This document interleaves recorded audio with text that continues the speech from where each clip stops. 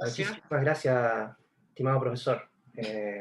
Debo decir que, antes de partir en realidad, debo decir que el profesor Héctor es mi profesor guía en la tesis de doctorado, así que también tenemos un vínculo especial más allá de esta presentación, digamos. Agradezco de todas maneras, o sea, bueno, antes que todo lo que dije antes, agradezco la invitación del instituto para hacer esta charla. Y como se vio en lo que habló Harvey hace unas semanas atrás, profesor Harvey, es súper interesante el hecho de hacer estas instancias de vinculación y que puedan servir para también motivar. En realidad, el foco de lo que voy a hablar hoy día es un poco tratar de hacer eso, tratar de motivar a que, bueno, existen un montón de problemas, existen un montón de datos, están todos por ahí, y hay que buscarlos y hay que analizarlos bajo obviamente cierta rigurosidad, que es lo que nos da todas las herramientas estadísticas y todo lo que involucra el poder resolver algún problema. Finalmente, la idea es tener un problema y buscar la mejor manera de solucionarlo, tal que respondamos a lo que se quiere resolver a partir de ese problema, ¿ya? Entonces, en ese sentido, bueno, voy a compartirles ahora la pantalla y aquí está, se ve, ¿cierto? Ya, súper. Muchas gracias. Claro, muy bien como lo presentó Héctor, lo que yo les voy a hablar hoy es este tema que trata de identificación de patrones. Y estos patrones están asociados al comportamiento, aquí le llamamos ecosistémico, porque involucra una serie de factores, tanto ambientales como de la pesquería, porque vamos a hablar de un problema pesquero, de dos especies, que son la anchoveta, y en realidad estos son los nombres científicos de esas especies, y la sardina española particularmente, que son dos especies que tienen una interacción bien interesante en la zona norte de Chile. Vamos a ver también, y les voy a contar toda una historia, digamos, que estas interacciones también ocurren en otras partes del mundo, con especies que son similares, de similares características, algunas que son la misma especie, y otras que van cambiando un poco la familia, pero son otros ejemplos de que esto ocurre en otras partes, ¿ya? Chile es uno de los países afortunados en ese sentido de tener mucha fauna y flora asociada al mar. Y eso es por una condición que también les voy a contar. Pero primero les voy a mostrar un poco de qué vamos a hablar hoy. Entonces, para yo contarles todo esto del mundo pesquero, ¿cierto? Que de repente suena bien interesante, es un tema bien transversal, digamos, porque todos comemos pescadito, a todos nos gusta el mar, miramos el mar con cierto romanticismo a veces, ¿cierto? Pero hay hartas cosas debajo del mar. Entonces, el por qué yo les vengo a hablar del mar es una historia que les tengo que contar en la primera parte de la presentación, que es un poco de contexto del por qué yo estoy aquí, porque me dediqué a estudiar los pececitos, digamos, el por qué estoy, eh, bueno, yo soy exalumno del magíster en estadística, soy magíster en estadística de la universidad, de la UB, y por qué después me metí a estudiar el doctorado. Entonces también es un poco de historia respecto de eso, ¿ya? El tema en cuestión lo vamos a ver en la segunda parte de la presentación, que tiene que ver con primero plantearles cuál es el problema realmente, ¿ya? Este es un problema bastante amplio, la verdad. Nosotros acá en esta presentación lo que se pretende es tocar así una parte ínfima de lo que está ocurriendo realmente con el mundo pesquero, porque ustedes comprenderán que es una cosa que tiene muchas variables, hay muchos factores, esto se está moviendo, entonces em, es bien complejo. Si podemos definirlo de una forma, es complejo. Vamos a hablar un poco de la pesca y el medio ambiente, porque claro, la pesca finalmente son extracción de recursos, ¿cierto?, desde el mar, y esos recursos, o esos pececitos, digamos, están involucrados en un medio, que es el medio ambiente. Hay interacciones, hay viento, hay mareas, hay corrientes, hay nutrientes, los peces se tienen que alimentar, por lo tanto ellos van a moverse donde hayan las mejores condiciones asociadas para ello, ¿ya? Además se tienen que reproducir, ¿cierto? Entonces hay una interacción que está muy estudiada, y eso es lo que vamos a tratar de encontrar a través de esta identificación de patrones, ¿ya? Entonces, este encuentro de los patrones va a ser a partir de un análisis de datos. Ahí ya les voy a contar de qué se trata, qué es lo que vamos a ver ahí. Ahí les voy a mostrar qué es lo que hicimos para desarrollar esta identificación de los patrones, ¿ya? Pero les adelanto un poco que son técnicas bastante sencillas y conocidas y simples dentro de lo que se hace en estadística y, por cierto, en ciencia de datos. Pero la gracia es que la interacción de esas técnicas, además del conocimiento experto y el conocimiento teórico del área pesquera, eh, todo eso hace clic y nos ayuda a poder validar todos los patrones encontrados, ¿ya? Y claro, finalmente vamos a hablar un poco de los patrones y las interpretaciones que esto puede tener. Tenemos conclusiones, hay algunos comentarios finales, ¿cierto? Tanto de la presentación como de las dificultades que existieron para hacer este trabajo. Y bueno, y al final, claro, es conversar un rato, en realidad, preguntas y qué sé yo, ¿ya? Entonces, claro, yo tengo que presentarme, gracias por la presentación anterior, en todo caso, pero yo aquí les tengo que contar un par de historias. Yo soy de formación de ingeniero pesquero, ¿ya? La primera carrera que yo estudié fue ingeniería pesquera. Ahora ustedes se preguntarán qué es eso. La ingeniería pesquera, yo entré a estudiar ingeniería pesquera también por debo ahí reconocer que fue un poco de desinformación de mi parte, porque la verdad es que yo cuando estaba en cuarto medio no sabía qué estudiar. Esto tengo que transparentarlo. Y me puse a investigar por las carreras, qué sé yo, y encontré que ingeniería pesquera tenía todo lo que a mí me gustaba, ¿cierto? Tenía biología, que ya me interesaba eso, tenía un poco de física, tenía matemáticas, por llamarse ingeniería, tenía todas las ciencias básicas al menos, y tenía pesquera, pues. Entonces yo dije, mira qué entretenido, voy a dedicarme a los peces en el mar, qué lindo, ¿cierto? Chile tiene esta costa gigante, entonces tengo pega, estoy listo. Entonces yo tenía una preconcepción, y eso también es un mensaje para la gente que quiere entrar a estudiar ciertas carreras, que por favor se informen antes de... Entonces yo tenía una preconcepción de qué es lo que iba a hacer como ingeniero pesquero, pues yo me imaginaba estar así como echadito en la playa, ¿cierto? Mirando el mar, comiendo pescadito o pescando. Yo me imaginaba una cosa sumamente, algo más romántico asociado a la carrera, pero al final, cuando me fui a hacer práctica ya después estudiando ingeniería pesquera, me di cuenta que la cosa no era tan así. Y la verdad es que no me gustó mucho el trabajo de campo que hacían los pesqueros. Esto es una cosa personal realmente. Porque era un trabajo súper sacrificado. Hay gente que trabaja embarcada y eso es una pega que, wow, hay que sacarse el sombrero con esas personas porque realmente es una pega súper sacrificada y súper dura, ¿ya? Lo que hace un ingeniero pesquero básicamente es conocer interacciones entre los peces, ¿cierto? El ambiente, él sabe de pesca, sabe de cómo se pesca, sabe de cuándo se debe pescar y sabe mucho de modelación matemática también, porque hay que conocer cuánto hay debajo de esta cosa que es el mar, que no sabemos qué es lo que hay, ¿ya? Entonces, cuando empezó a avanzar esta carrera, yo me empecé a dar cuenta que la cosa no era tan así como se muestra en las fotos, porque era más bien una cosa un poco más como lo que muestro acá, ¿cierto? Bueno, ahí en la foto me había dejado bigote, pero ahora ya me lo afeité.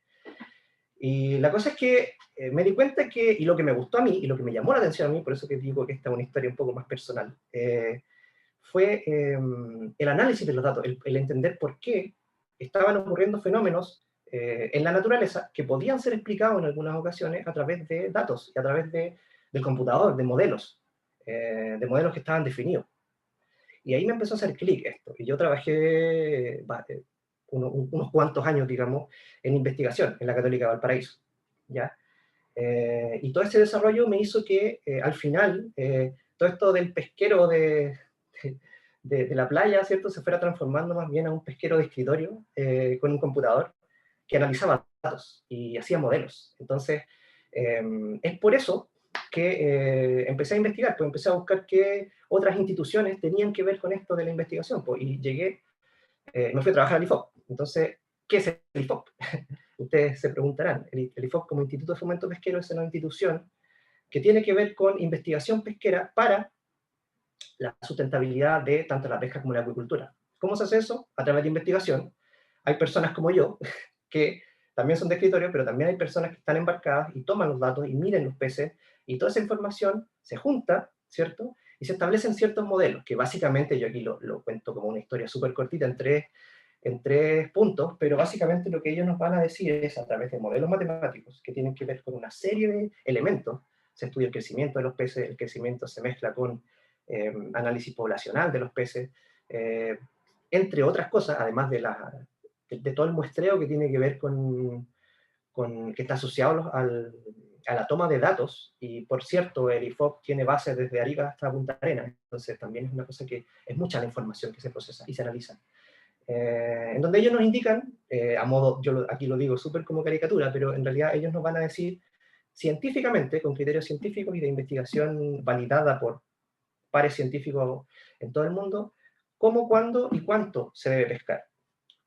Eso se entrega como una sugerencia a el ente que es la Subsecretaría de Pesca, quien es quien dicta las leyes y las normas, y ellos nos van a decir la cuota de sardina o de anchoveta es tanto, ¿ya? Basado en un criterio netamente científico, aportado por el IFOP, y validado por pares científicos, ¿ya? Por otro lado aparece Cernapesca, ustedes se preguntarán, que también es otra institución que está asociada a la pesca, y de hecho he visto que el instituto se ha vinculado con Cernapesca. Cernapesca es el ente que fiscaliza, el ente que dice, bueno, si la cuota es tanto, ¿ustedes la cumplieron, sí o no? Entonces ahí se forma esta llamémosle, trifuerza del mundo pesquero, en donde ellos van a preocuparse de que siempre hayan pescaditos para más adelante, que podamos seguir todavía disfrutando de estos recursos, ¿ya? Entonces, dentro de todo este desarrollo me di cuenta que, claro, necesitamos datos, necesitamos analizar los datos, y por eso que yo me fui a estudiar al Magíster de Estadística de la UDEVALPO. Entonces, ahí es donde desarrollamos este tema, porque de hecho este fue mi tema de tesis de la universidad, del grado de Magíster de la UDEVALPO, donde trabajé con el profesor Rodrigo Salas, que fue mi profe guía. Y bueno, esa es una historia para el final en realidad, ¿ya? Entonces, después de eso, y claro, me di cuenta que esta cuestión era una carrera que no para. Finalmente, el análisis de datos y el entender los datos como información y como generación de conocimiento es una cuestión que no se detiene, y me fui para el doctorado. Entonces, la idea es seguir en esto. Esto finalmente es una maratón al final, no es carrera, sino que esto ya es un desarrollo, es una línea de investigación que se está trabajando, y bueno, después ya les contaré qué es lo que estamos haciendo ahora, pero en virtud del tiempo, aquí les vamos a mostrar de qué es lo que vengo a hablar, pues, porque todo ese contexto que vimos antes es para yo decirles que tenemos un problema en la pesca, tenemos un problema de que no sabemos cuánto hay. Nosotros miramos el mar, ¿cierto? Bueno, aquí yo de aquí veo el mar, así que le aprovecho a sacar un poco de pica. Pero nosotros vemos el mar, ¿cierto? Entonces no sabemos qué hay debajo, porque no se ve. No es lo mismo que, por ejemplo, un agricultor puede de alguna manera, se demorará más y todo, pero puede de alguna manera contar cuántas plantas tiene, ¿cierto? Un forestal puede contar de alguna manera cuántos árboles tiene. Si se pone a contarlos uno a uno, va a llegar a un número, ¿cierto? El mundo pesquero es un tanto diferente, y así con cierta complejidad adicional, que es que los peces están debajo de un medio que nosotros no podemos vivir debajo del agua, así que no podemos estar ahí contando los pececitos. Y por otro lado, existe una variedad inmensa de especies y tipos de seres vivos que están ahí abajo, y por otro lado estos se mueven, po. Entonces, el saber cuánto hay debajo es muy complicado, ¿ya? Porque claro, nosotros podemos estar pescando y extrayendo y sacando recursos, y al final se van a acabar, porque no vamos a saber cuánto había para, para poder conservarlo. Por lo tanto, eso es un poco lo que hace el IFOP, se preocupa de saber cuánto hay debajo del agua y poder cuantificarlo tal que sea esto sustentable a lo largo del tiempo, ¿ya? Entonces, yo les mencionaba eso, porque no sabemos cuánto hay, pero aquí es un poco una caricatura, que existe una diversidad inmensa de fauna, flora, bajo el mar, que está ahí, y nosotros no la vemos, ¿ya? Hay un montón de videos de buceo, y ahí ustedes pueden también mirar y maravillarse de todo lo que está pasando bajo el agua. Pero básicamente es eso, el conocer qué está pasando acá abajo es súper importante a la hora de poder hacer que esto sea sustentable a lo largo del tiempo, ¿ya? Vemos ahora en Chile, pues, ¿qué pasa en Chile? Chile, país pesquero, Chile muestro acá un poco las estadísticas a través del Servicio Nacional de Pesca, que es quien fiscaliza, como les mencionaba antes, entonces es quien saca la cuenta, básicamente, de cuánto es lo que se ha ido pescando a lo largo del tiempo. Ellos tienen anuarios estadísticos que van sacando todos los años, y aquí mostramos una cuenta, digamos, desde el año 90 hasta el 2019, que es el último anuario que está disponible, donde se muestran aquí los desembarques. Pues este es el nivel de desembarque. Desembarque es una vez que los barcos llegan a puerto, ellos reportan esa pesca, esa captura, y se transforma en desembarque, ¿ya? Hay varios términos súper técnicos dentro del mundo pesquero, voy a tratar de ir mencionándolos a medida que vamos hablando. Y por cierto, si ustedes tienen alguna duda, por favor, ahí levanten la mano y me detienen nomás, no hay ningún problema, y podemos ahí aclararlo al tiro, ¿ya? Entonces, claro, estos desembarques históricos son de tanto la pesca artesanal, que se ve en gris, como la pesca industrial, que es lo que se ve en azulito. Vemos que a lo largo del tiempo la pesca industrial va perdiendo un poco de fuerza y la pesca artesanal va también ganando más fuerza en términos de desembarque. Vemos también que es súper claro ver que ha disminuido bastante los niveles de captura respecto del año 90. Eso tiene que ver con varias condiciones. Tiene que ver con si efectivamente han disminuido las biomasas en todo, de todas las especies, porque aquí estamos contando todo el desembarque de todas las especies de todas las regiones de Chile, ¿ya? Entonces nos hemos dado cuenta que sí, efectivamente han disminuido. Por acá, por el año 2000, 2001, se establecen los límites máximos de captura, es decir, las cuotas de pesca. Entonces, de aquí para adelante, hay una cierta regulación un poco más firme respecto de cuánto es lo que se puede sacar. De aquí para atrás, era un poco, mientras más saco, más me aseguro, básicamente. Entonces, se han ido estableciendo ciertas normas y cierta regulación asociada a esto. Dentro del sector pesquero, porque acá estamos viendo estadísticas que hablan de 2,5 millones de toneladas en el año 2019, de todo eso, los recursos pelágicos, que es de lo que vamos a hablar hoy día, en la siguiente les voy a decir qué son los recursos pelágicos. Los recursos pelágicos representan alrededor de un 70% de esa pesca, ¿ya? Y por cierto, lo que vamos a hablar del norte de Chile, en el norte de Chile representa un 40% de todo eso que estamos viendo acá. Entonces, es bien importante. Y por otro lado, todo el sector pesquero como actividad económica representa alrededor de un 0,5-0,6% del PIB nacional. Entonces también estamos hablando de una actividad que es bastante rentable. Los niveles de platita que se mueve ahí son bien elevados. Entonces es bien importante para el país, ¿cierto? Entonces, ¿qué son los recursos pelágicos de lo que estamos hablando? Lo que vemos acá es un corte en la playa, en donde podemos ver que aquí se va hundiendo esto, ¿cierto? La zona que está más cerca de la superficie es justamente la zona pelágica, en donde ahí viven, ahí están las anchovetas y las sardinas, de las que vamos a hablar en un ratito más. Y esos son peces pelágicos. Peces pelágicos son los que están asociados a la zona pelágica, que es la que está por aquí, bien asociada a la capa fótica. La capa fótica es hasta donde llega la luz. La luz va disminuyendo, la absorción de luz, ¿cierto?, en el agua va disminuyendo, y por eso que en el fondo del mar no se ve nada, y por eso que la parte más de arriba se ve un poquito más, ¿cierto? También tiene que ver con un poco la productividad primaria. Estos pececitos se alimentan de, como el típico gráfico de que el pececito chiquitito se come uno más pequeño y así se lo va comiendo uno más grande y así, ¿cierto? Eso es lo que pasa acá. Los pececitos chiquititos comen microalgas, comen plancton. Ese plancton está asociado a que llegue más luz, a que se mueva de cierta forma el mar en la costa, y esos nutrientes son los que ellos comen. Después, ellos se comen eso, y a ellos los comen otros peces y así. Y después todo eso es removido por los barcos pesqueros. Entonces, hay varias zonas acá en el mar. Podemos mencionar, por ejemplo, que los camarones que a ustedes les gustan tanto y las merluzas, que también son bien ricas, están por acá, también en el fondo, ¿ya? De hecho, ellos viven en zonas similares, ¿ya? Por aquí abajo están los camaroncitos ahí, ¿ya? Podemos seguir hablando de otros peces, pero hay otra zona que es bien interesante respecto de diversidad, que es la zona intermareal, que está aquí, que es justo entre donde cambian las mareas, ¿ya? Ahí también es una zona muy rica en flora y fauna, y es quien también ayuda a toda esta interacción entre costa y océano. Todos estos peces van intercambiando, digamos, energía, pero finalmente es comida, es reproducción, es todo un ciclo de vida de las especies. Y particularmente la anchoveta y la sardina están asociados a la costa. Son peces que tienen mucho que ver con la costa, porque se alimentan de esa productividad primaria, y por otro lado, su reproducción también está asociada en esa zona, ¿ya? Entonces, estos son las estrellas de lo que vamos a hablar hoy. Esta es la anchoveta y la sardina, se las presento. Son pececitos que ustedes pueden ver que se parecen bastante. De hecho, son casi del mismo porte, tienen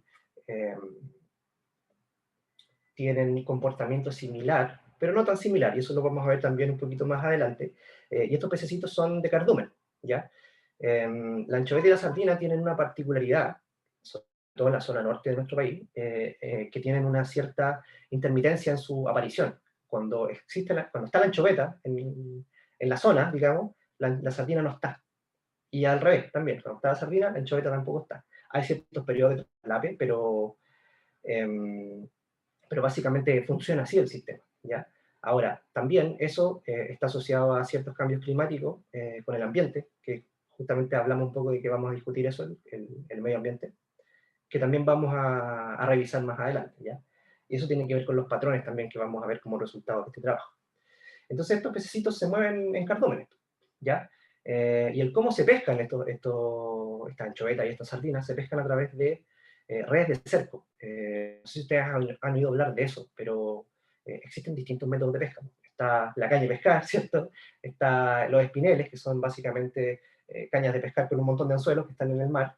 Están las redes de enredo que se dejan ahí colgando y los peces ahí se meten y se enredan. Están las redes de arrastre, que esas son bien polémicas porque tienen ahí una componente digamos, de interacción con el fondo, llamémoslo así. Pero para eso también hay estudios asociados a tecnología pesquera, que es tratar de ir mejorando todos esos artes y aparejos de pesca, así se llaman artes de pesca, tal que hagan el menor daño posible al medio ambiente, tal que tengan una captura captura incidental, por ejemplo, de tortugas que de repente aparecen ahí, de lobos marinos que de repente aparecen por ahí. La idea es tratar de tener una selectividad, ese es otro término pesquero, que la selectividad implica que yo quiero capturar anchoveta y capturo solo anchoveta, quiero capturar sardina y capturo solo sardina, ¿ya? Una selectividad mayor respecto del recurso objetivo, ¿ya? Esta pesca de cerco se hace en una zona relativamente superficial. Las redes de cerco, digo relativamente porque son 150 metros de profundidad, pero eso dentro de lo que es el fondo marino es poquito, ¿ya? Y está dentro de la zona pelágica, por cierto, ¿ya? Chile es uno de los países afortunados, digamos, por el hecho de ser una de las pocas zonas en donde la productividad primaria fomenta todo este tipo de interacción y fomenta esta presencia masiva de este tipo de recursos, como son la anchoveta y la sardina. De hecho, son alrededor de 5 partes en el mundo en donde ocurre un fenómeno similar, que es esta interacción entre anchovetas y sardinas, que son básicamente la zona de acá, donde estamos Chile con Perú. Perú también tiene la misma interacción, ¿ya? Está por acá en el sector de Baja California, tenemos acá en África y un poco por acá en el mar cerca del Mediterráneo y por acá y cerca de Japón, ¿ya? Entonces, somos afortunados en ese sentido porque tenemos esta gran costa y tenemos esta gran productividad primaria que hace que ocurran este tipo de fenómenos. Ahora, esta imagen es un poco a propósito porque queremos hablar de que finalmente todo está conectado. Si ustedes se fijan, el mar va por todos lados, ¿cierto? Entonces, existen fenómenos globales que afectan en la escala local. Más adelante vamos a hablar un poco de escalas, ¿ya? Y por eso es como interesante mencionarlo por ahora, ¿ya? Entonces, ya nos empezamos a meter de lleno en que dijimos, claro, existe el planeta, existe el mar, ¿cierto? Existen los peces y existen interacciones con el medio ambiente. Estos ya son los datos que empezamos a analizar. Existe este sistema que tiene una alta productividad, ¿cierto? En este sistema de corrientes de Chile y Perú. Son una serie de factores que hacen que este sistema sea tan productivo. tiene que ver con el viento, con las presiones, una serie de factores que en realidad dan para 2 o 3 charlas más, en realidad, y no soy yo quien las tiene que presentar realmente. Pero claro, vemos aquí la estadística, estos son los datos de desembarque anuales, ¿ya?, de anchoveta y de sardina en la zona norte de Chile, en donde podemos ver que justamente lo verde es la anchoveta, y si se fijan acá al principio no había sardina, se empezó a ir la anchoveta y luego empezó a aparecer la sardina, ¿ya? Se va la anchoveta, perdón, se va la sardina y empieza a aparecer la anchoveta de a poquitito y estamos aquí, ¿ya? Estos, por cierto, son datos que son hasta el 2013, me parece. Sí, 2013. Entonces, falta un poco de historia de qué es lo que está ocurriendo ahora, ¿ya? Entonces, existe esta sucesión histórica que les acabo de mencionar, y hay un montón de investigación asociada que no sabemos por qué pasa, y esa es la idea. La idea es estudiarlo y poder entender y poder asociar ciertos factores, ciertas variables, ciertos indicadores, si se quiere, a esta sucesión. Y por otro lado también probarlo con la literatura que existe, ¿ya?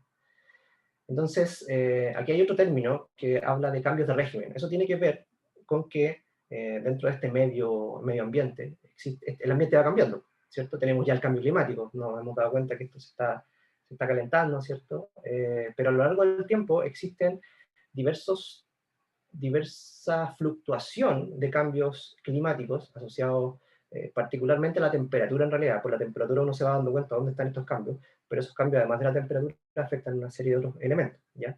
Nivel del mar, presiones, corrientes, productividad primaria, por cierto, vientos, y un fenómeno muy interesante que se llama surgencia, que es cuando los nutrientes que se generaban en esta zona costera, ¿cierto? Con la luz, con la clorofila, se van mezclando con el mar y hacen que exista más alimento, finalmente, ¿ya? Bajo ciertas condiciones de surgencia se genera más alimento y bajo ciertas condiciones de urgencia no se genera alimento, por lo tanto es una zona pobre y los pececitos no les gusta, se van, ¿ya? Entonces estos cambios de régimen tienen ciertas temporalidades. Hay cambios de régimen que son, por ejemplo, el verano, el invierno, eso ya es un cambio de temperaturas.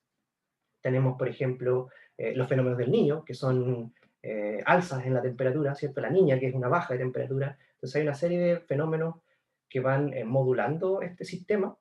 Y, por cierto, tenemos cambios de régimen que son de más largo plazo, que son cada 10, 15 años. Hay literatura que habla de cambios de régimen un poco más largos, de 50 años, pero todavía está por probar todo eso, ¿ya? Y más encima le sumamos el cambio climático. Entonces tenemos una combinación de complejidad que hace que sea complicado, como valga la redundancia, ¿ya? Y finalmente la idea, y para donde está tendiendo todo el análisis y el estudio pesquero, tiene que ver con desarrollar herramientas, desarrollar modelos, desarrollar análisis que consideren el enfoque ecosistémico. ¿Y qué es el enfoque ecosistémico? Es considerar todo el ecosistema dentro de la modelación. Llámese ecosistema como el ambiente, la interacción con otras especies, inclusive variables socioeconómicas, ¿ya? De todas maneras, en este estudio no está considerada la parte socioeconómica, pero es importante mencionarlo, porque también es parte de todo el sistema pesquero, ¿ya? Por cierto, que es sumamente importante, de todo lo que yo les he hablado, tener un mapa conceptual. Finalmente, cualquier estudio aplicado, tiene que tener un mapa conceptual de cómo está funcionando lo que se quiere estudiar. Ya sea un mapa conceptual, porque acá me tocó fácil en realidad, porque ya existía justo un autor que había trabajado este mapa conceptual y tenía ya todo definido. Es una suerte el haber tenido este mapa conceptual ya armadito, ¿cierto? Y poder después compararlo con los resultados que íbamos obteniendo. Entonces acá empiezan a aparecer estas escalas de las que yo les hablaba, que son la escala local, que es básicamente en una zona muy pequeña, ¿cierto? Donde ocurre la surgencia, que es la playa. Después una escala un poco más grande, que es la zona norte, en donde aquí empiezan a aparecer ondas planetarias, que también modulan, por cierto, el nivel del mar, por ejemplo. Está el ciclo anual también. Aquí están las escalas tanto espacial como temporal. Tenemos el ciclo anual de las temperaturas. Tenemos además los ciclos El Niño, que afectan todo el Pacífico Sudeste, una porción mucho más grande del océano. Y finalmente, dentro de todo el océano Pacífico, tenemos estos cambios de régimen que les mencionaba, que son de frío a cálido, y tienen que ver con esta modulación en los recursos, ¿ya? Entonces, ahora ya vamos de lleno a lo que se hizo en este trabajo. Analizamos los datos desde de la zona norte de Chile, que ahora correspondería a la zona de la 15 hasta la 2, ¿sí? Desde el año 63 al 2011, ¿ya? Estos fueron datos mensuales. Y para poder analizar todo esto, por cierto, teníamos que tener distintos tipos de información. Uno, la información de carácter pesquero, que era básicamente desembarque. También trabajamos con las vedas, porque hay una parte súper importante dentro de la pesca, que es respetar cuando los pececitos se reproducen, digamos, ¿sí? Para poder conservar los stocks o las nuevas camadas de peces, ¿cierto? Los reclutas se llaman, cuando ingresan a la pesquería, para poder conservarlos y cuidarlos de alguna manera. Entonces siempre se hace una pausa ahí, de la captura no se puede salir a pescar. Ustedes lo han visto tal vez con la merluza, que se le da harta publicidad a la veda de la merluza, que siempre es como por ahí por septiembre, ¿cierto? Y es justamente por eso, es para proteger el hecho de que ahí están los peces un poco más sensibles a eso, para que se puedan reproducir y podamos tener más adelante más merlucita, ¿ya? Analizamos datos mensuales desde el 63 al 2011, y aquí están los tipos de variables que consideramos. Se consideraron variables de tipo pesquera, que son las de más abajo, los desembarques, básicamente, el esfuerzo de pesca, ¿sí? Aquí me parece que me faltan las vedas, pero sí están, créanme. Consideramos variables de tipo local, que fueron las temperaturas superficiales del mar en esa zona, en la zona norte, son promedios mensuales. Se consideraron índices asociados al viento, que tiene que ver con cómo las surgencias hacen que este sistema se mueva y mueva más agüita y los nutrientes de abajo se mezclen, ¿cierto? El nivel del mar también, que son variables locales, de la zona, ¿ya? Y mezclamos también variables de una escala un poco más grande, una escala global, que tiene que ver con variables que están asociadas al Ecuador, por ejemplo, para poder identificar a lo mejor procesos remotos, que algo que ocurre en el Ecuador después desencadena y afecta a cosas que están pasando localmente, que por cierto ocurre, spoiler. Entonces tenemos variables asociadas a presiones, por ejemplo, tenemos variables asociadas a distintas zonas. Estas zonas se van recibiendo ciertos nombres, ¿ya? La zona Niño 1-2 es una zona que está cerca del Ecuador. La zona 3-4 es una zona que está un poquito más cerca, ¿ya? Perdón, al revés. La zona Niño 3-4 está justo cerca del Ecuador. La zona Niño 1-2 es una zona un poquito más cerca de Chile, más a la altura de Perú, me parece, si es que no me equivoco. Y la idea es ir viendo todos estos efectos remotos de cómo va cambiando, cómo va modulando el sistema ambiental, ¿ya? También tenemos otro tipo de variables que tiene que ver con un conjunto, un indicador que se utiliza harto respecto de todo el sistema del Pacífico Sur, y un índice climático que también está asociado a una zona cerca del Ecuador, ¿ya? Entonces, ¿qué hicimos con todas estas variables? Por cierto, aquí voy a contar primero las victorias, pues entonces voy a contar como lo que hicimos y nos resultó, pero después tengo que contar que en realidad no fue tan fácil llegar a esta solución. Hubo harto ensayo y error de por medio, ¿ya? Hubo harto revisar, analizar, graficar, leer, entonces esa es otra historia que vamos a dejar para el final. Utilizamos este esquema metodológico, que es como bien conocido, bien estándar dentro de todo lo que se hace en ciencia de datos, por cierto.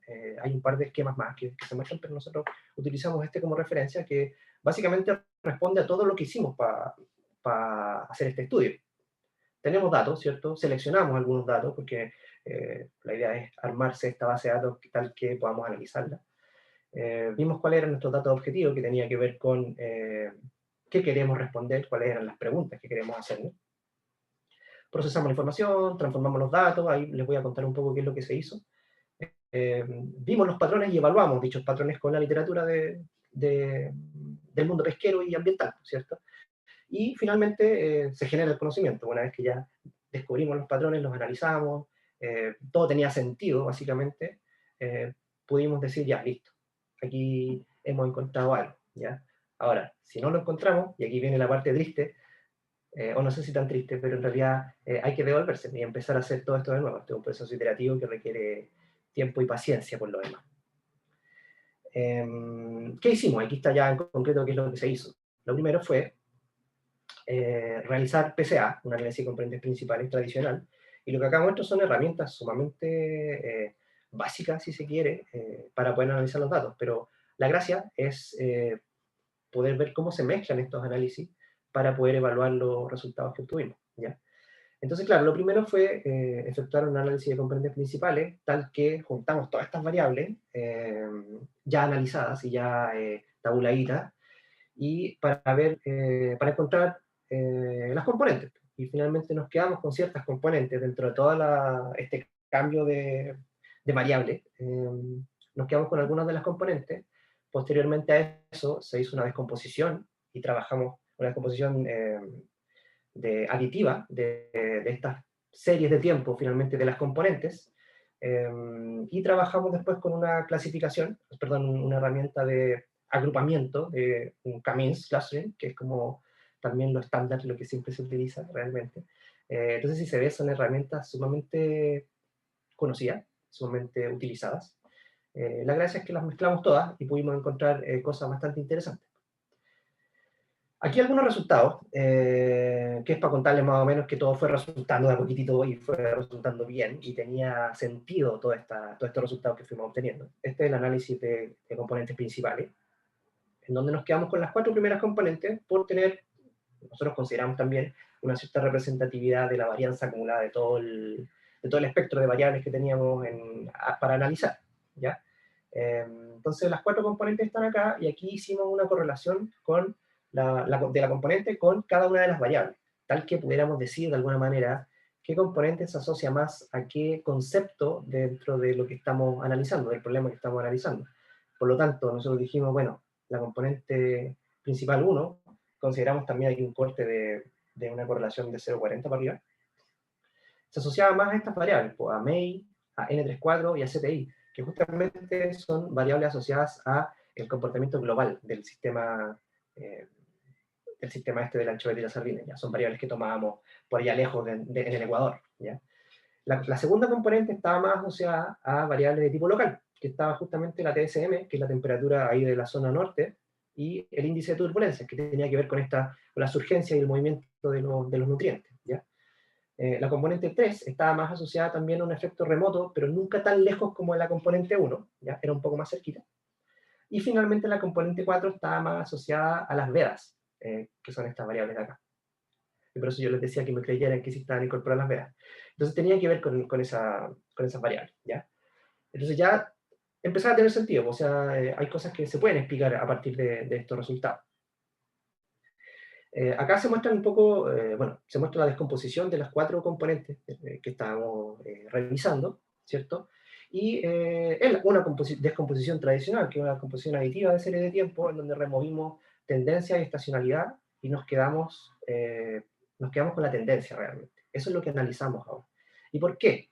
Porque justamente, y aquí viene también la parte de la revisión bibliográfica, la revisión de la literatura, justamente esta serie de tendencias mostraban súper clarito cuando ocurrían estos fenómenos que yo les mencionaba, los fenómenos del Niño, estos fenómenos de cambios cálidos y fríos, ¿cierto? Entonces, representaban de alguna manera sumamente bien lo que estaba pasando en el ambiente. Justamente estos bajos en esta serie estaban asociados a fenómenos del Niño, y los altos estaban asociados a fenómenos del Niño. Acá se ve que en la tendencia esto sube y después baja. Eso está asociado a estos cambios de largo plazo que mencionábamos al principio. Y así, todas tenían alguna componente que tenía sentido dentro del problema en cuestión, ¿ya? Entonces, eso es algo súper importante a la hora de estar haciendo un trabajo de este tipo aplicado. Entonces, hay que entender, es una parte re importante de esto, es que hay que entender el problema. Yo podría haber tirado un montón de modelos y un montón de técnicas, pero si no sé evaluar los resultados que me están dando, no sé, tampoco voy a saber responder al problema, ¿ya? Entonces, posteriormente a eso, esto es el análisis de agrupamiento de la serie de tendencias, y encontramos que el número adecuado de clusters que había que considerar era 3, ¿ya? Eso basado en una serie de otros indicadores que se evaluaba un número me parece que desde 1 hasta 6 o 7 clusters, y se evaluó una serie de indicadores que me mostraban que básicamente el mejor número para tomar, para considerar, era 3, ¿ya? Y claro, hicimos la descomposición, hicimos la clasificación de estas cuatro series, ¿ya? Y encontramos tres clústeres. Aquí se ve, claro, aquí no se ve tan clarito la separación, pues, pero es porque está viéndose desde otro eje. Yo aquí lo que quiero mostrar es que estos son los datos asociados a la serie de tiempo. Entonces, si pudiésemos con harta imaginación mostrar esto desde otro punto de vista, se verían los clústeres más separados, tal como se ven en esta otra figura de acá, donde ahí estoy mostrando todos los ejes, ¿ya? Y lo que veo es que hay zonas en que sí están separados, ¿ya? Y esto, como es una serie de tiempo, se va metiendo si lo tomamos como un punto que se va moviendo alrededor de todo el tiempo, se va metiendo en un clúster y después sale y se mete en el otro y así se mete en el otro, ¿ya? Entonces, vaya, todavía podemos entender que hay un cierto movimiento, ¿cierto? Pero después todo se vuelve más claro una vez que graficamos las series de tiempo de los valores, de los datos iniciales, pero con la clasificación asociada a ese tiempo, ¿ya? Y justamente acá tenemos la serie de la clasificación de las componentes principales, que son las cuatro componentes que les mencionamos antes, y se ve claramente que hay periodos en el tiempo que están separaditos, justamente por el color de cada clase. Entonces ya, pues, a ver qué pasa si graficamos con los datos pesqueros, con los datos de los desembarques. Y aquí viene la sorpresa. Justamente el clúster de color verde está asociado a periodos en donde hay anchoveta, que justamente es lo que se ve acá. Y ese color verde, a su vez, está asociado a periodos cuando no hay sardina, que es lo que se ve acá. Después, si vemos el clúster rojo, que es el que venía después en el tiempo, vemos que está asociado a periodos cuando la sardina empieza a aparecer, que es justamente lo que está acá. Y asimismo, es cuando la anchoveta se empieza a ir. Y asimismo, seguimos esta historia, digamos. El clúster azul, que es el tercero, daba cuenta de periodo cuando la sardina se va y la anchoveta aparece, que es lo que está acá. Y así posteriormente, cuando viene un periodo verde nuevamente, que es de anchoveta, que es justamente lo que pasa acá, está acá y se va a la sardina. Entonces, logramos de alguna manera, a través de estos análisis y de esta combinación de técnicas, encontrar ciertos patrones. Entonces, y estos patrones además tienen que ver con fenómenos climáticos y fenómenos asociados a interacción entre recursos. Ahora, esta interacción tiene que ver justamente con fenómenos climáticos, tiene que ver justamente con estos periodos de largo plazo de cambio de régimen, tiene que ver con fenómenos asociados al niño, y también tiene que ver con las velas. Entonces, con estos resultados, ya podemos empezar a decir algunas cosas, ¿cierto? Podemos decir que logramos identificar patrones y que están asociados justamente a estos cambios ambientales. Si analizamos estas series de las componentes principales, podemos decir que, claro, hay una asociación hacia variables globales, hay una asociación hacia variables locales, existen las vedas, ¿cierto? Existe una interacción remota que viene desde el océano y que afecta a lo que está sucediendo en la parte local, que es el norte, ¿ya? También tiene que ver con justamente lo que yo les mencionaba antes. Mezclamos ciertas técnicas y realizamos una cadena de acciones, como dice acá en la presentación. Entonces, realizamos esta cadena de acciones y pudimos ir analizando el resultado de una parte, entraba como input en el resultado de la otra y así. Y eso fue lo exitoso realmente. Y aquí estamos hablando en realidad, ahora les voy a contar un poco cuánto nos costó hacer esto. Y por otro lado, una parte sumamente importante dentro de todo esto es tener claro el problema que hay que solucionar y, por cierto, el conocimiento experto y la validación de lo que se está obteniendo eh, aparece como una parte sumamente relevante dentro de lo que queremos analizar, de cualquier problema. Aquí ya podemos generalizar en realidad. Cualquier tipo de problema que queremos estudiar, cualquier tipo de proceso que queremos analizar, va a tener siempre un contexto. Ese contexto es clave en lograr entenderlo bien, tal que podamos responder bien también a los problemas que se están generando en este proceso, en este análisis que queremos efectuar, ¿ya? Por tanto, se hace importante tener estos modelos conceptuales bien definidos. Y aquí, bueno, esta es la parte de las penas. Pues este proceso de investigación requiere tiempo, requiere una validación constante y una evaluación constante, tal que vamos discutiendo los resultados que nos van dando, y por eso yo les menciono más. Pues yo aquí conté las puras victorias, pero en realidad este fue un proceso bien largo de tiempo, en el cual revisábamos lo que nos estaba dando y no daba por ni un lado, entonces va a buscar otras técnicas, leer un poco más respecto al tema pesquero. Ahí también tengo que agradecer al profesor Eleuterio Yáñez, quien me apoyó harto en esta parte, que él es un experto en el área pesquera, ya, de la Católica del Paraíso. Y todo este proceso es bien largo y tedioso y a veces la lata, pues. Entonces, por eso yo mencionaba que a veces hay que tener esa apertura de mente para poder lograr analizar datos, desechar si es que no me sirve y dar vuelta a la página y seguir, ¿ya? Y claro, la ciencia se va construyendo teja por teja, tal como el techo de una casa. Eso es una cita que por ahí me dijeron. Y si yo descubrí esta parte, después vendrá otra persona que descubre otra más y así, ¿cierto? Se va, de a poquitito se va construyendo toda esta línea de investigación, si se quiere, asociada a, por ejemplo, yo estoy dando aquí un ejemplo simplemente, a la anchoveta y la sardina en el norte de Chile, pero puede ser cualquier otro problema. Por eso estas conclusiones son un poco generales, ¿ya? Y claro, perspectiva que se puede mejorar respecto del trabajo que acabo de presentar, realmente todo. La ciencia es una cosa que va iterando también, entonces incorporar otro tipo de variables, por ejemplo, conocer otro tipo de procesos. Por ejemplo, yo les hablaba de la clorofila, existen datos de clorofila satelital, existe, por ejemplo, información respecto de cómo se van reproduciendo los peces, los tamaños de los peces, las tallas, ¿cierto? Variables de repoblamiento, que es cuántos son los que ingresan a la pesquería nuevamente, ¿ya? Por cierto, el cambio climático, que es una cosa que ya está acá, ya está ocurriendo, digamos.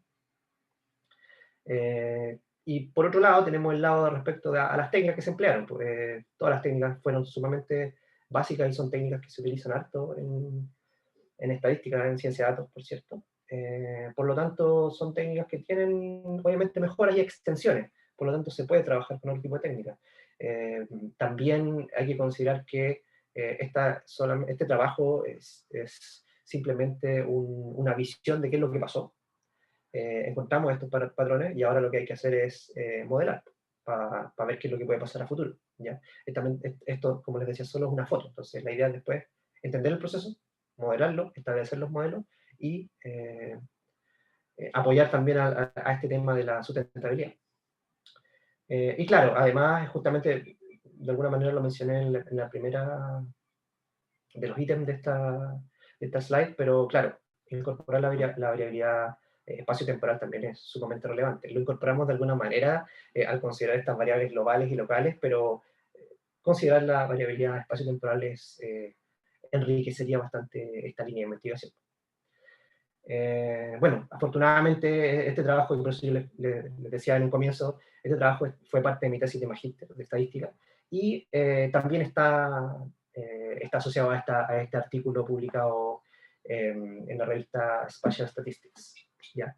En donde aquí, claro, aquí está mi profesor guía de ese momento, el profesor Rodrigo Sala, y el profesor Eleuterio Yáñez, que es quien me apoyó desde la parte pesquera. Así que eso sería lo que les tenía que contar por hoy. Muchas gracias. Voy a aprender un poco. Muchas gracias, Francisco. No sé si alguien del público tiene alguna consulta, algún comentario. Harvey tiene una pregunta. Harvey dice: Francisco, mencionas la naturaleza iterativa del proceso que llevaron a cabo, en el sentido que muchas veces se aplicaba una técnica y revisando los datos con los expertos no tenía sentido, y eso obligaba a regresar, leer más e intentarlo nuevamente con el aprendizaje adquirido. ¿Puedes recordar un ejemplo más concreto de exactamente esto? ¿Y cuándo tuviste resultados? ¿Cuándo tuviste resultados que los expertos te aclararon algo? Ah, ya. Sí, pucha, tengo montones de ejemplos respecto a eso. Lo primero fue levantar la base de datos, que fue un proceso bien largo y bien tedioso, porque en algunos casos los datos no estaban disponibles así como ahora, que uno se mete a las páginas web y está todo listo. Por ejemplo, las bases de datos de las variables asociadas a los vientos, la índice de turbulencia, había que ir a Santiago, a la Dirección Meteorológica de Chile, y revisar los anuarios así, a manito, y ir anotando en un Excel. Yo me los iba anotando y después me iba de vuelta para la universidad y tenía que procesar los datos para agregarlos a la base de datos. Y eso había que ir una vez cada año, y cada mes que se sumaba había que ir uno por uno. Después de eso, el proceso fue empezar a graficar y ver qué es lo que daba, qué variable se parecía a otra, así como simplemente visualmente. Y ahí es cuando nos llevamos a hartas sorpresas. La verdad es que por ahí tengo los archivos en el computador en donde hacíamos todos los gráficos de todos los datos y empezábamos a mirar uno por uno cuál se parecía, así, análisis visual. Después empezamos a hacer cosas más elaboradas, por cierto. Empezamos a hacer correlaciones para ver cómo se parecían, empezamos a analizar, a describir estas variables, qué distribución tienen, qué tendencias se pueden extraer y así. Pues. Entonces, justamente cuando estábamos en eso, es cuando nos mencionan esto de las variabilidades climáticas, cuando nos mencionan esto de que hay distintas temporalidades y distintos... que el clima va cambiando a distintas escalas. Y ahí es cuando nos dimos cuenta que, claro, pues, si hacemos una descomposición de esta serie de tiempo, encontramos al tiro y nos decían, por ejemplo, en la serie de tiempo de la tendencia, cuando esto subía, justo calzaba, por ejemplo, con el niño del 97-98, que fue uno de los más fuertes que ha ocurrido.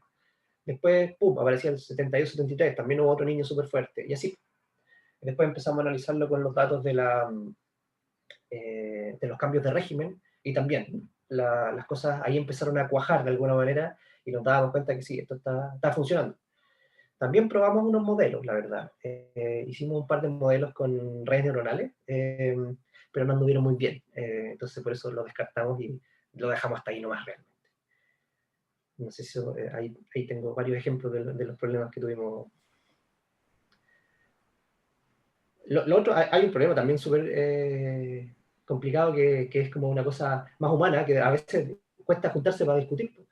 Cada uno tiene su agenda y es súper difícil sentarse a mirar estas cosas y poder abstraer estos problemas y verlos de una manera más clara. Voy a entender también la parte pesquera, entender la parte estadística que hay que obligar para poder responder.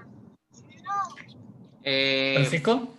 Perdón, Una es que pregunta. Joaquín había escrito primero. ¿Pero te Joaquín y después Álvaro. Vamos a ver el chat.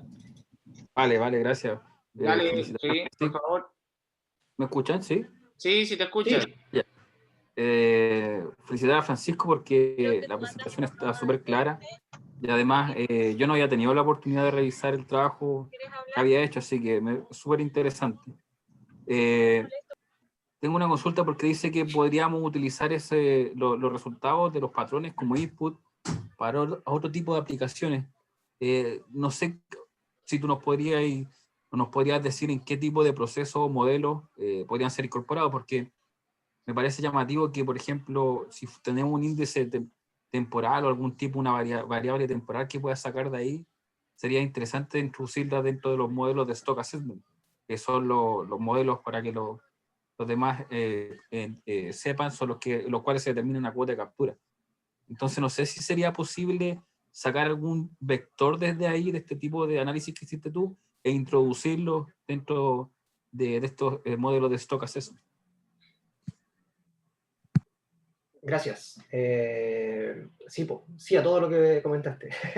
No, realmente todos los modelos de Stock Assessment, hasta donde yo los entiendo, porque tampoco soy experto en esa área, de hecho no los conozco muy bien, más o menos sé de qué se trata, pero los modelos de Stock Assessment lo que hacen, bueno, tú también lo conoces, pues, Joaquín, los modelos de Stock Assessment lo que hacen es un poco evaluar distintos factores. Uno es el crecimiento de los recursos, pensando en un recurso en particular, no solo el ancho de sardina.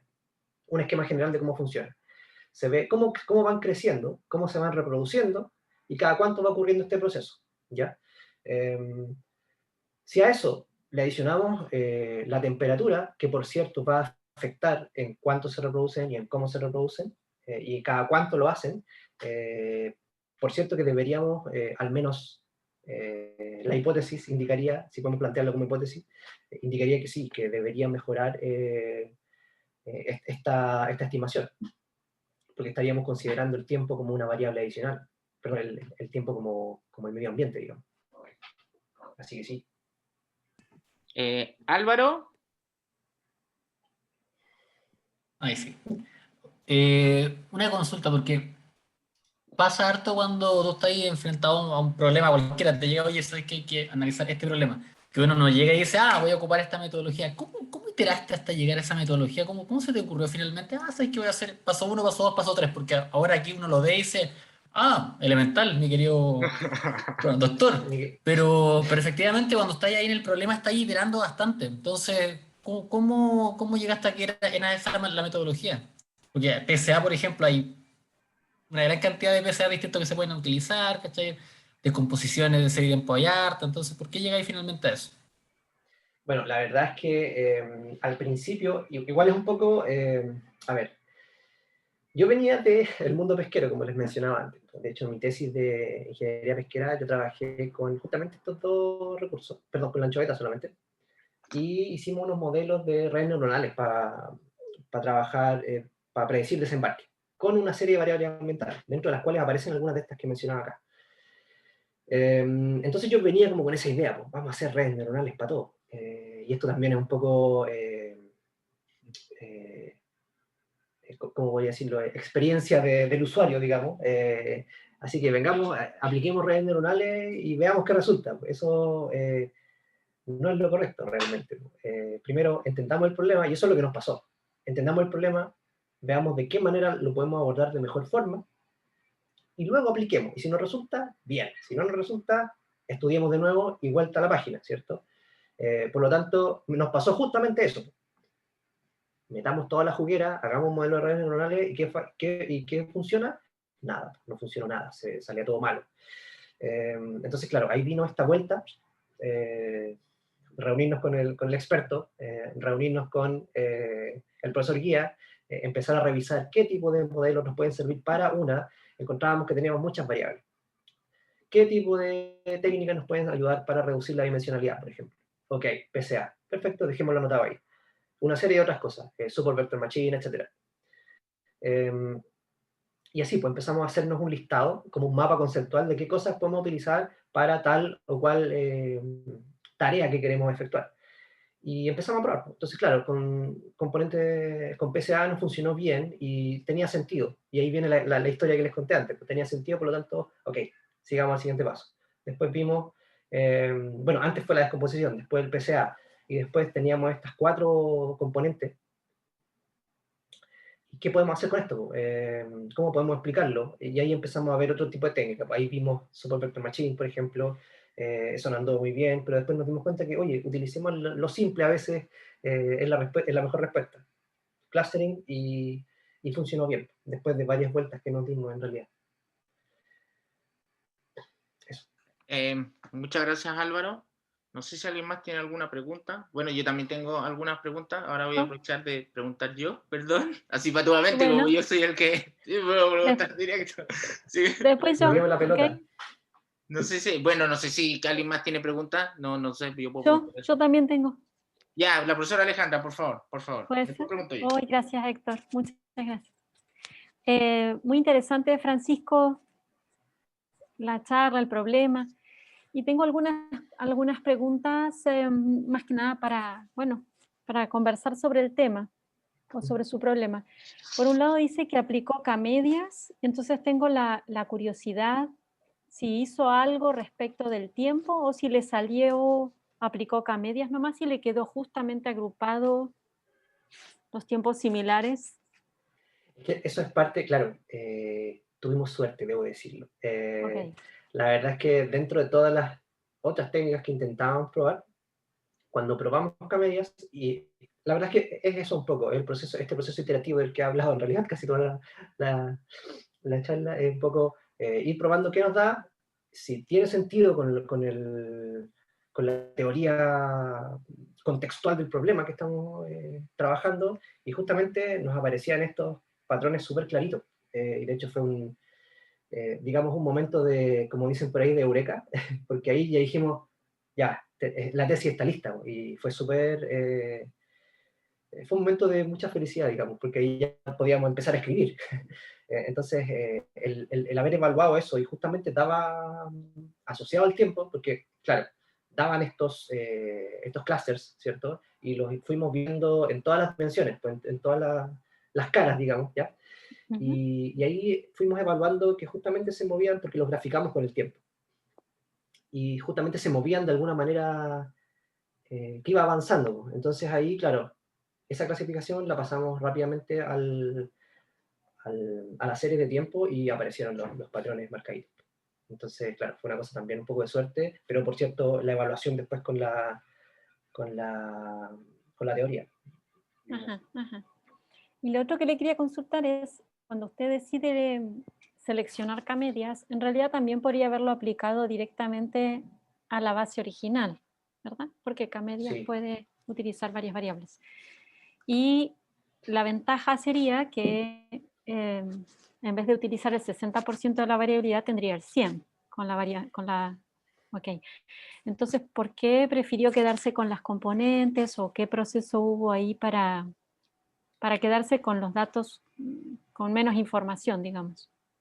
Sí, sí, en realidad estamos súper claros que estábamos trabajando con menos información, pero por otro lado, estábamos trabajando con todas las componentes, era finalmente esta suma, ¿cierto?, de todas las otras variables, entonces también teníamos información de algunas otras variables, entonces fuimos un poco evaluando, haciendo una suerte de balance entre lo que tenía sentido desde el punto de vista pesquero medioambiental y que fuese respaldado también, por cierto, con lo que tenía sentido con lo estadístico, el análisis estadístico que estábamos efectuando. Entonces, fue como ese balance un poco, y también la verdad es que queríamos dar cuenta de este proceso como en varias etapas del análisis para poder mostrarlo y también utilizando este proceso del conocimiento que mostramos antes, para mostrarlo de esa manera. Finalmente era un poco para ilustrar.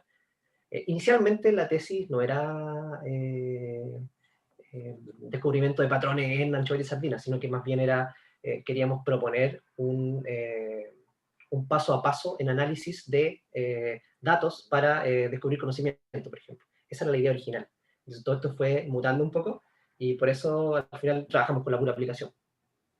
Entonces tiene que ver como con las etapas que quisimos mostrar realmente.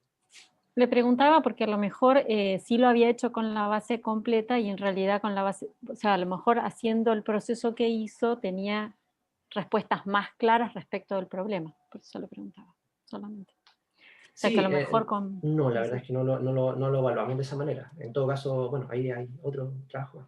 No, porque cuando hace componentes principales y después se queda solamente con la tendencia, a lo mejor se veía más claramente los animales los peces que estaba queriendo estudiar. Mi curiosidad era al respecto de que si era así y a lo mejor con la base de datos original se perdía visibilidad de los patrones. Eso preguntaba. Sí, Eso. o sea, pasa que inicialmente al graficar todas estas cosas, porque también eran bases de datos mensuales, entonces había mucho ruido dentro de esta modulación. La modulación medioambiental tiene unas componentes bien ruidosas de repente, y justamente se muestran en la... A ver, voy a mostrar un poquito. Estoy compartiendo todavía, ¿no? Sí. Sí. Sorry. Justamente se ve un poco... Ay, me pasé, perdón. Justamente se ve acá. Estas cosas de acá, por ejemplo, la componente estacional, es sumamente ruidosa. Entonces afecta harto en lo que uno quiere analizar. Por eso el removerlo ya no... y de hecho se ve que está clarito el efecto invierno-verano. Siempre se repite en todas, de hecho. Entonces, eso queríamos tratar de no considerarlo, tal que nos mostrara estos otros procesos, por ejemplo, el niño y la variabilidad esta de largo plazo. Ok, gracias. Francisco. Álvaro, había levantado la mano recién. Sí, lo que pasa es que con eso, justo que mostró, me respondió harto, porque, por ejemplo, también se podría haber pensado, como estaba hablando la profe Alejandra, que si bien podía haber aplicado el clustering directamente, también se podría haber considerado un clustering de series de tiempo. También es re bonito y podéis jugar con distintas distancias como para ver si se puede también encontrar esos efectos. Pero dado como lo hiciste, se perdería toda esta visión que mostraste ahí recién. De hecho, lo último que acabé de mostrar me respondió al tiro, fue como, claro, ganaste harto al hacerlo. Yubitsa, por favor. Hola, hola, ¿cómo está? Un saludo, por favor, adelante. Hola, hola. Primero quiero felicitar a Francisco, muy buen trabajo, súper, súper bueno. Tengo algunas preguntas, acotaciones y invitación. Si son datos de Cernapesca o de IFOP, los pesqueros, o es un compilador. ya. Los datos de desembarque son de Senapesca. Y los otros, en realidad no hay ni un dato del IFOP. Todos los otros datos son de fuentes internacionales. Por ejemplo, todos los datos que son globales Por son internet. de fuentes internacionales. Eso están a libre disposición. De hecho, uno busca la pura palabrita que aparecía ahí con el nombre de la variable y son series gigantes. Los datos de las vedas, eso los levanté yo a partir de la información de la subpesca, que ellos publican las vedas de la anchoveta y la sardina. Los datos del viento también los levanté yo a partir de la Dirección Meteorológica de Chile. Y no sé si se me va alguno. ¿Los del niño? También son series que están disponibles, son internacionales, así que me parece que de la NOAA. Después la otra pregunta era sobre el jurel, que no sé si conoces que la sardina y la anchoveta están unidos, pero también hay un ciclo con el jurel. Entonces, no sé, Sí. después tú seguirás tus estudios incluyendo este recurso o viendo otras variables. Que igual es importante. Lo voy a pensar, no sé. No, sí, es interesante el caso del jurel porque, por ejemplo, a ver, les voy a mostrar. Solo una Claro, acotación, que sí, pues, este año disminuyó la sardina y la anchoveta y apareció el jurel. Y dice que eso aparece cada 4 o 7 años. De hecho, no sé si se alcanza a ver la presentación, en esta slide se ven los desembarques totales. Y si hablando del jurel, justamente, como dice Yubitsa, el año 94 y 95, casi todo este desembarque es casi puro jurel. Eran alrededor de 4,5 millones de toneladas de jurel en esos años. Entonces, es un recurso que se explotó bastante. Y si uno correlaciona